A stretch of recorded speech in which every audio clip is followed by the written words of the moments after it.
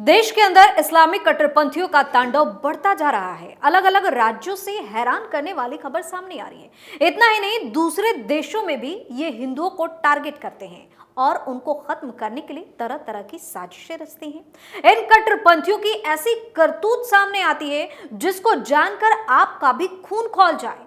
ये रहते तो हिंदुस्तान में है, लेकिन कोशिश और हरकतें पाकिस्तान बनाने की हो रही है। इनकी सोच इतनी घटिया है कि अपने ही देश में रहकर यहाँ की शांति में खलल डालने की कोशिश करते रहते हैं। नमस्कार, कैपिटल टीवी उत्तर प्रदेश देख रहे हैं और मैं हूं आपके साथ दिव्या सिंह। इस खास प्रोग्राम पर्दाफाश में आपका स्वागत है। पर्दाफाश में बात होगी झारखंड और यूपी से लेकर बांग्लादेश तक की। झारखंड में शुरू हो गई इस्लामी गुंडागर्दी। बीजेपी को वोट देने पर परिवार से मारपीट। यूपी से आया हैरान करने वाला मामला। बांग्लादेश में यूनुस सरकार ने दिखाई बेशर्मी। अलग अलग जगहों से इनके आतंक की कहानी सामने आ रही है। पर्दाफाश में आज पर्दा उठाएंगे उन यूनुस सरकार की बेशर्मी से, यूपी के उस घटना की जिसने बवाल मचा दिया। लेकिन सबसे पहले बात झारखंड की। झारखंड विधानसभा चुनाव इंडी गठबंधन की जीत के बाद बीजेपी समर्थकों को धमकी देने की घटनाएं सामने आ रही हैं। साहिबगंज जिले में बीजेपी समर्थक एक मुस्लिम युवक को उसकी ही बिरादरी के लोग गांव से निकालने और हत्या की धमकी दे रहे हैं। वहीं मधुपुर में एक बीजेपी समर्थक के घर पर झारखंड मुक्ति मोर्चा यानी कि जेएमएम के कार्यकर्ताओं ने हमला कर दिया। कथित तौर पर हमलावरों ने घर पर लगे भाजपा के झंडे को उखाड़कर उस पर गंदी हरकत की। पहला मामला साहिबगंज जिले के रांगा थाना क्षेत्र का है। मोहम्मदपुर गांव के इमाम मिर्जा ने पुलिस में तहरीर दी। उन्होंने बताया कि भाजपा को वोट देने के कारण रिजल्ट आने के बाद से गांव के ही महमूब शेख, महजरुल शेख, मुन्ना शेख, मुस्तफा शेख और आशिक शेख के साथ मोहब्बतपुर का शमीम शेख उन्हें मानसिक तौर पर प्रताड़ित कर रहा है। जान से मारने की मिल रही धमकियां। पीड़िता ने बताया कि उसको मौत की धमकियां मिल रही हैं। कथित तौर पर आरोपितों ने पीड़ितों से कहा कि तुम कमल फूल में वोट दिया है, इसलिए हम तुमको गांव से बेदखल कर देंगे, तुमको जान से मारकर ऐसी जगह फेंक देंगे कि नामो निशान तुम्हारा मिट जाएगा, तू मेरा कुछ भी नहीं बिगाड़ पाएगा। मुख्यमंत्री से लेकर थाना प्रभारी तक हमारे अब कब्जे में आ गया है। चुनाव में हार का सामना करने वाले भाजपा प्रत्याशी ने पीड़ित परिवार से मुलाकात की। उन्होंने बताया कि पीड़ित के घर पर पत्थरबाजी भी की गई है, 2 लोगों को चोटें भी आई हैं। भाजपा नेता ने साहिबगंज पुलिस से मांग की है कि वे आरोपितों के खिलाफ कठोर कार्रवाई करें। भाजपा नेता और पूर्व मुख्यमंत्री बाबूलाल मरांडी ने भी इस घटना का जिक्र करते हुए कहा कि पूरे प्रदेश में भाजपा के कार्यकर्ताओं को टारगेट किया जा रहा है। भाजपा के झंडे पर की गंदी हरकत। दूसरा मामला झारखंड के ही मधुपुर विधानसभा क्षेत्र में पड़ने वाले मदनकट्टा इलाके का है। विधानसभा चुनाव में यहां से झारखंड मुक्ति मोर्चा के प्रत्याशी हफीजुल हसन ने जीत दर्ज की है। उनकी जीत की खुशी में मदनकट्टा इलाके में विजय जुलूस निकाला गया था। यह जुलूस जैसे ही भाजपा समर्थक संजय गुप्ता के घर के आगे से गुजरा, इसमें शामिल कुछ लोगों ने उपद्रव मचाना शुरू कर दिया। आरोप है कि विजय जुलूस में शामिल कुछ लोगों ने संजय गुप्ता के घर पर लगा भाजपा का झंडा उखाड़कर फेंक दिया। बाद में इसी झंडे पर गंदी हरकत की। जब संजय गुप्ता ने इसका विरोध किया तो उनकी पिटाई भी कर दी गई। गाली गलौज के साथ जान से मारने की धमकी भी मिली। इनमें से कुछ हरकतों का सीसीटीवी फुटेज भी सोशल मीडिया पर तेजी से वायरल हो रहा है। भाजपा नेता निशिकांत दुबे ने इस घटना की निंदा की है। उन्होंने आरोपितों पर कड़ी कार्रवाई की मांग की है। तो ये झारखंड की स्थिति है, जहां हेमंत सोरेन की वापसी के बाद कट्टरपंथियों के हौसले बुलंद नजर आ रहे हैं। यूपी में बीजेपी को वोट देने पर घिनौनी हरकत। वहीं उत्तर प्रदेश के मैनपुरी में दलित युवती की हत्या मामले ने माहौल को गर्मा दिया। करहल विधानसभा सीट पर वोटिंग चल रही थी, इस बीच एक बड़ी खबर सामने आ गई थी।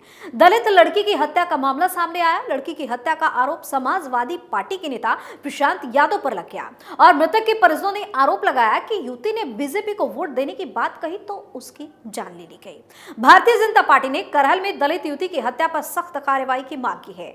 पार्टी के प्रदेश नेतृत्व ने आरोपी के खिलाफ सख्त कार्रवाई की मांग की है। मीडिया रिपोर्ट के अनुसार युवती की बॉडी नग्न अवस्था में मिली। पीड़ित परिजनों ने आरोप लगाया कि युवती को एक दिन पहले ही धमकी भी मिली थी। परिजनों ने आरोप लगाया कि 2 लोग जबरन उसे बाइक पर बिठाकर लेकर गए थे। युवती का शव कंजरा नदी पुल के पास से मिला। युवती के पिता ने बताया कि 3 दिन पहले वह अपनी बेटी के साथ कोटा जा रहे थे। सपा नेता ने उनसे कहा कि वोटिंग के बाद चले जाइएगा, साइकिल को वोट दीजिएगा। इस पर बेटी ने कह दिया कि हमारा वोट तो बीजेपी को ही जाएगा। इसके बाद नेता और उसके साथियों ने बेटी को धमकी दी थी। उसका शव मिला तो हड़कंप मच गया। बांग्लादेश में इस्लामी कट्टरपंथियों का आतंक जारी। वहीं बांग्लादेश में इस्कॉन संत चिन्मय कृष्ण दास की गिरफ्तारी के बाद उन्हें कोर्ट ने जमानत देने से भी मना कर दिया। बांग्लादेश ने इसके बाद बड़ी बेशर्मी से हिंदू संत की गिरफ्तारी को सही ठहराने की भी कोशिश की। इसके अलावा बांग्लादेश के चटगांव में हिंदुओं को ढूंढ कर उन्हें जबाह करने के लिए इस्लामी कट्टरपंथियों की भीड़ निकली और नारे लगाए। बांग्लादेश के किशोरगंज में भी 4 हिंदुओं की शव मिली है। एक वकील की भी मौत हुई है। एक काली मंदिर पर भी हमला हुआ है। बांग्लादेश के ढाका में गिरफ्तार किए गए हिंदू संत चिन्मय कृष्ण दास को चटगांव के कोर्ट में जमानत मिली। जज काजी नजरुल इस्लाम ने कथित देशद्रोह के मामले में जमानत देने से इनकार कर दिया। उन पर बांग्लादेश के झंडे का अपमान करने का आरोप लगाया गया है। असल में यूनुस सरकार ने ये आवा हिंदुओं की आवाज दबाने के लिए की है।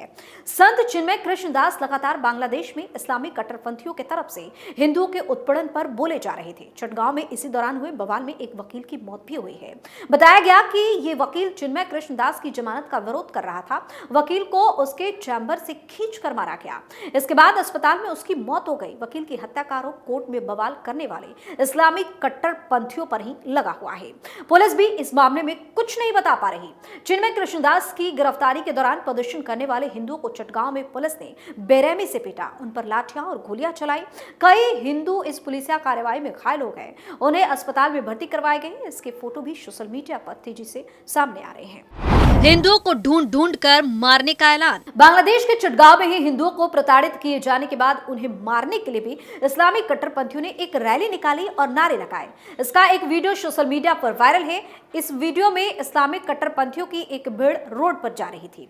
इस वीडियो में वो बोलते हुए सुने जा सकते हैं, एक एक इस्कॉन यानी कि हिंदू वाले को ढूंढो, उसको जबाह करो। चटगांव के ही हजारी गली में हिंदुओं पर हमला हुआ। यह स्थित काली मंदिर में भी तोड़फोड़ की गई। इस गली में हिंदू रहते हैं। यहाँ इससे पहले बांग्लादेश की सेना ने भी हिंदुओं को प्रताड़ित किया था। इसका एक वीडियो भी सोशल मीडिया पर वायरल है। बांग्लादेश के किशोरगंज में भी 4 हिंदुओं की शव मिली। उनके किराए के घर से ये शव बरामद की गई। उनकी मौत कैसे हुई यह स्पष्ट नहीं हो पाया है। पुलिस ने शव बरामद करके पोस्टमार्टम के लिए भेज दिया। मौत के कारण साफ नहीं हो रहे हैं। उनकी मौत आत्महत्या थी या किसी ने उन्हें मारकर इसे आत्महत्या दिखाने की कोशिश की, इसकी भी जांच हो रही है। पुलिस ने कहा कि वो पोस्टमार्टम के बाद ही कुछ साफ बता सकेगी। बांग्लादेश के हिंदुओं ने जारी किया बयान। बांग्लादेश के हिंदुओं के लिए काम करने वाली सनातनी जागरण ज्योत बांग्लादेश ने एक बयान जारी करके चटगांव की घटना की जानकारी दी, जिन्होंने बताया कि चिन्मय दास की गिरफ्तारी का विरोध करने के समय उन पर पुलिस और इस्लामिक कट्टरपंथियों ने ईंट फेंकी और डंडे बरसाए। उन्होंने उन आरोपों को भी नकार दिया जिनमें वकील की हत्या का आरोप हिंदू प्रदर्शनकारियों पर लगाया गया था। सनातनी जागरण ज्योत ने बताया कि इस्लामिक कट्टरपंथियों ने मस्जिद से ये पत्थरबाजी की। उन्होंने कहा कि इसके बाद एक कॉलोनी में आगजनी की गई और एक मंदिर को भी निशाना बनाया गया। वहीं भारत ने संत चिन्मय दास की गिरफ्तारी और हिंदुओं की प्रताड़ना को लेकर चिंता जताई थी। भारतीय विदेश मंत्रालय ने एक बयान में कहा था कि सरकार हिंदुओं पर हमला करने वाले कट्टरपंथियों के बजाय संतों को पकड़ रही है। भारत ने हिंदुओं की सुरक्षा की अपील यूनुस सरकार से की थी। तो देश से लेकर विदेश तक हिंदुओं को निशाना बनाया जा रहा है। उनके खिलाफ साजिशें रची जा रही हैं और घिनौनी हरकतों को अंजाम दिया जा रहा है। लेकिन अब ये मांग हर तरफ से उठने लगी है कि इन कट्टरपंथियों को ऐसा सबक सिखाना बेहद जरूरी है जिससे इनकी रूह और इनकी आत्मा कांप जाए। पर्दाफाश में फिलहाल इतना ही। देखते रहिए कैपिटल टीवी उत्तर प्रदेश। नमस्कार।